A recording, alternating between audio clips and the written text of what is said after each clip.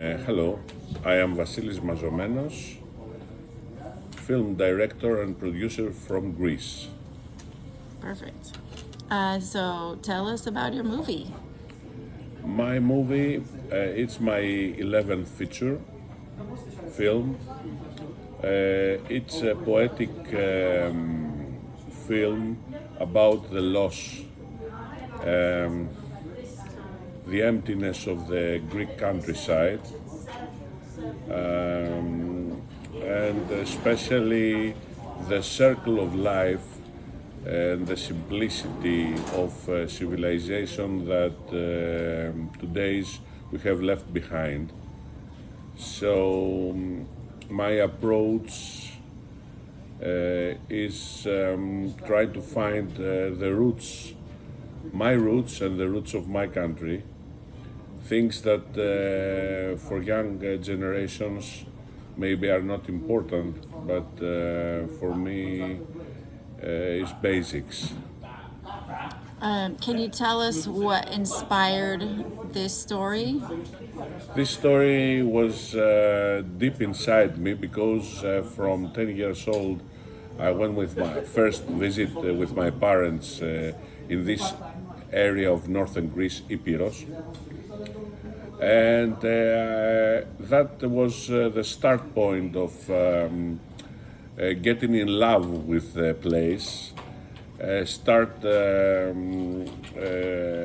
traveling all these years to different parts of Epirus, especially the mountain and the small villages, where they have a unique tradition. Not only the way of life is different, but the customs like the songs, the dancing, the hospitality, and I respect very much this kind of behavior today because in a materialistic world things are not close to this attitude, and things like the roots that's why in the film you see in the beginning and the end the tree with the women making this ceremony. It's the tree of life. So this film was in my mind for years to become, and there was a financial program for films different, let's say, kind of not exactly experimental, but different kinds of film language films. So I had some money, and I prepared 2-3 years the whole thing, and going there 90% of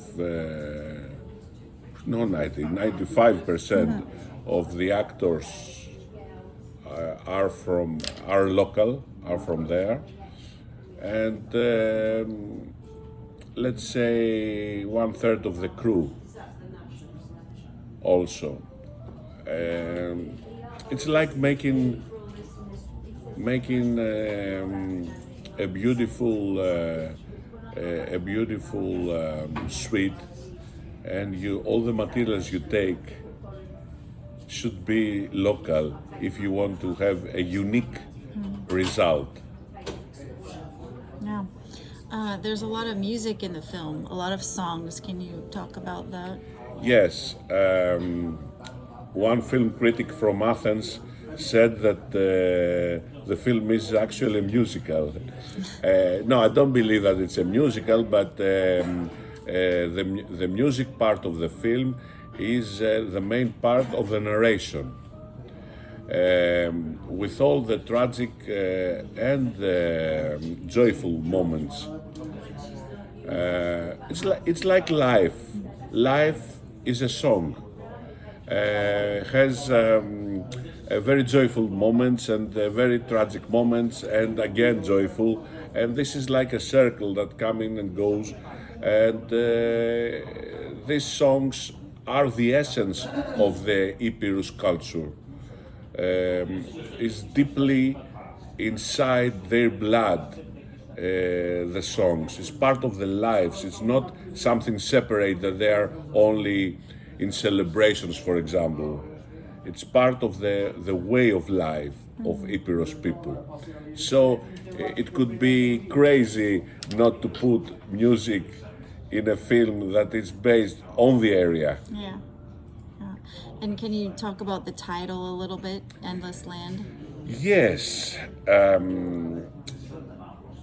Look, Epirus, as a word in Greek, it means apiros, that the endless, because it comes from the people from Corfu when they saw on the other side the mainland that could, when the atmosphere was clear, they could not see the end of the land. So the word comes from that. But at the other side of the side of the coin, it's the endless land that all the centuries and the years are passing, but things are not ending. They are there forever.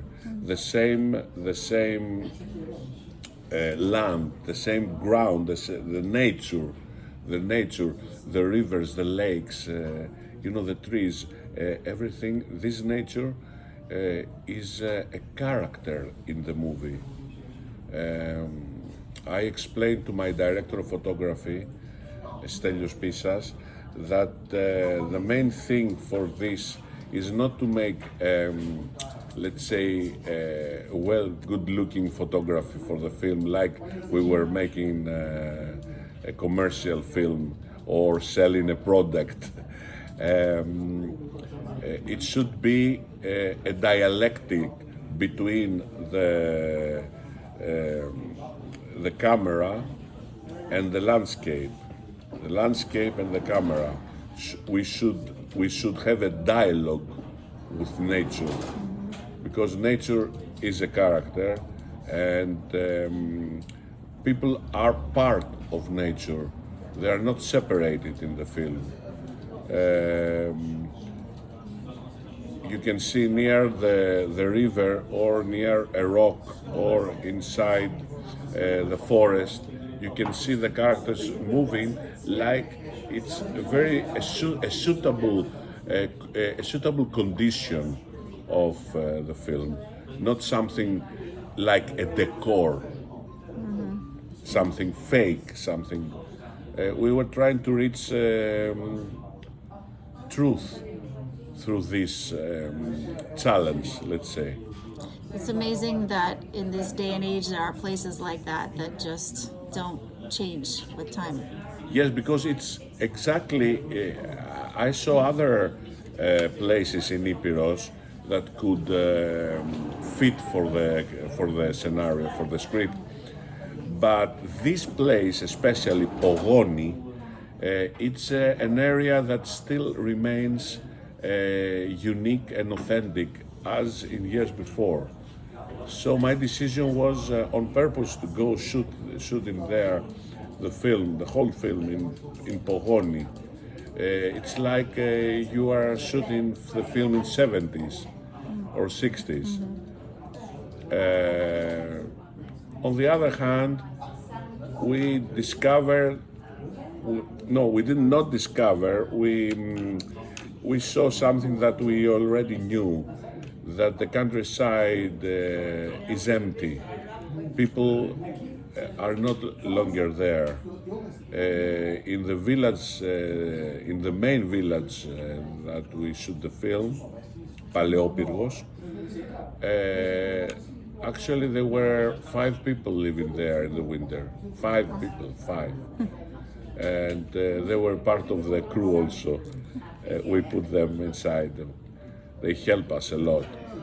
But it's amazing that such beautiful places.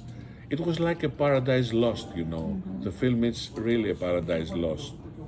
This emptiness of the... It reminded me of a book by, the writer Milan Kundera. Of course. Slowness. Yes.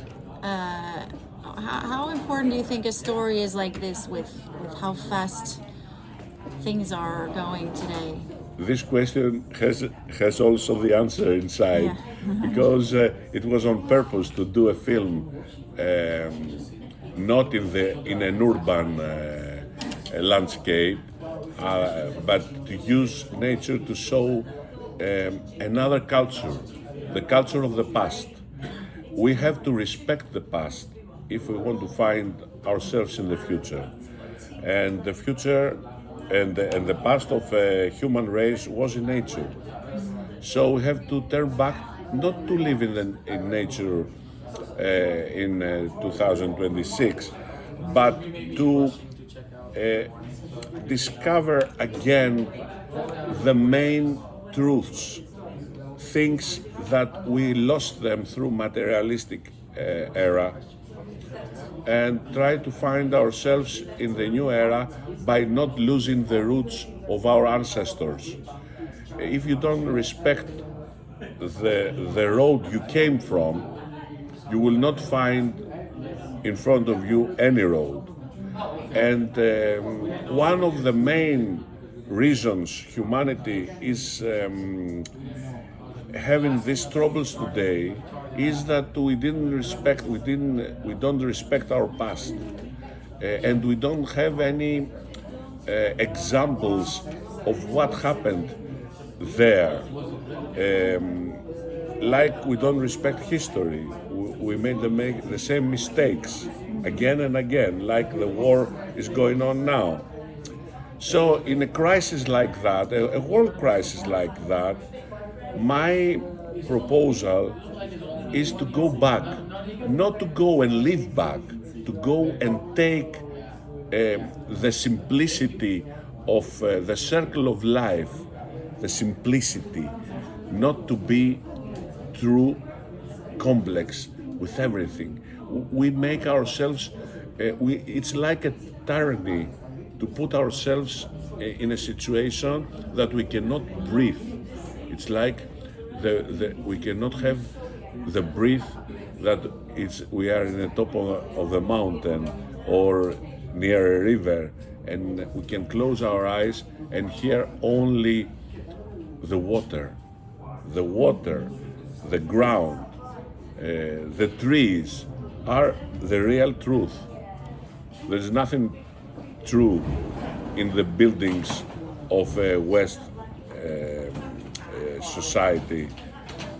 The urban cities has closed people into their apartments, and this is something I don't like. Yeah. You have one of your actors here. How did you go about casting the film? I had the help from a theatrical company there in Ioannina. They gave me a lot of CVs and pictures of actors, either professional, either amateurs. And I made a first choose of let's say 3-4 for every part, for every role, and then I had an interview with each one of them, and I think we did a very good job with the actors, because it was about 1 month and something by finding this kind of actors there. Most of them are amateurs. Let's say 20-30% it's professionals. They're very good, very realistic.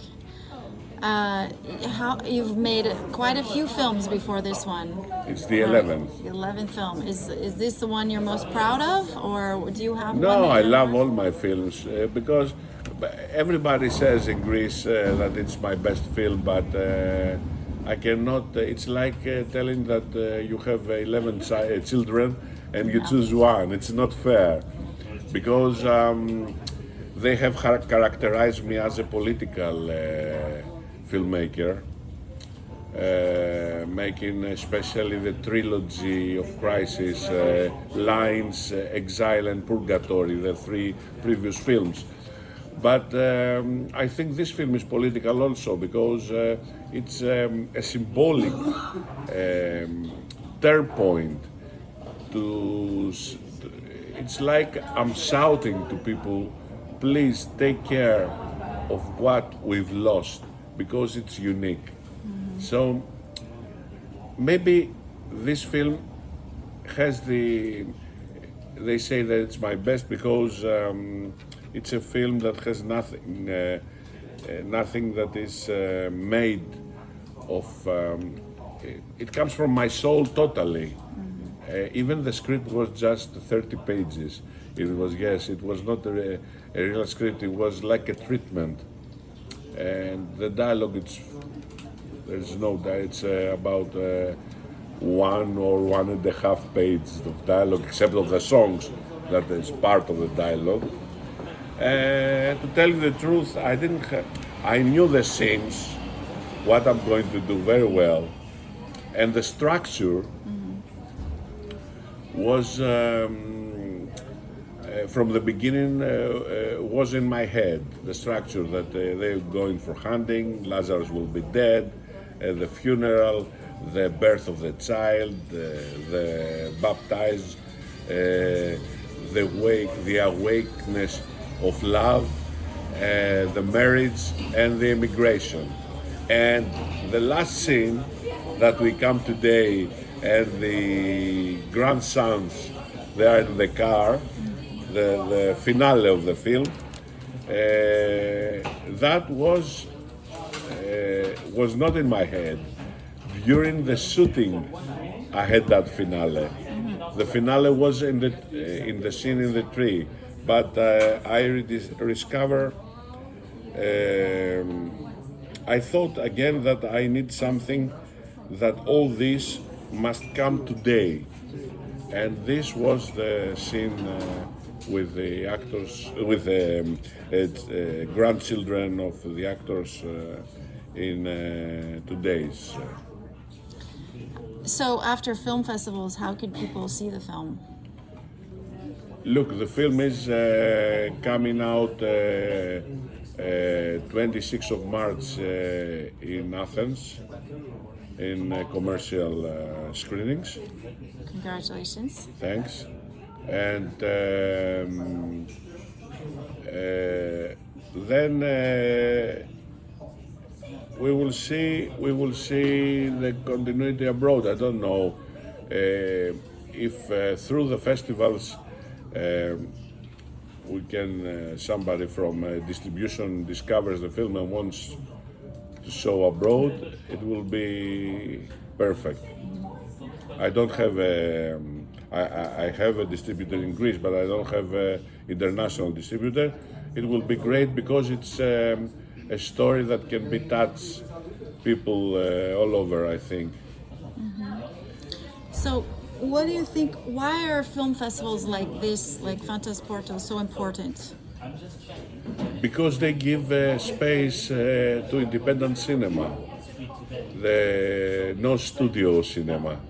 We are, the film festivals are very important to support international independent cinema and to give voice to people like me and you, and that we love art house films, and we believe because they are art house films with the mistakes they make, because we are people that we make mistakes. Only machines doesn't make mistakes. Even studio films make mistakes. Of course. And we like our mistakes, and we want to present them on screen. That's why I believe that these kind of festivals give us the voice we need to express ourselves and to present our works. That thing day by day becomes something rare.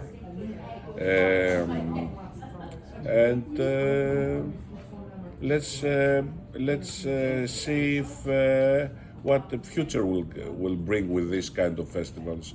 because if the governments, the states, cannot support them financially, then they will have problems, and so we will have problems. It's like a domino. Yeah, I think there's always room for independent ways, though. I heard a rumor that Netflix might buy Disney, and we're all in trouble with distribution. Of course. But this is why the independent film festivals and distribution and filmmaking is so important.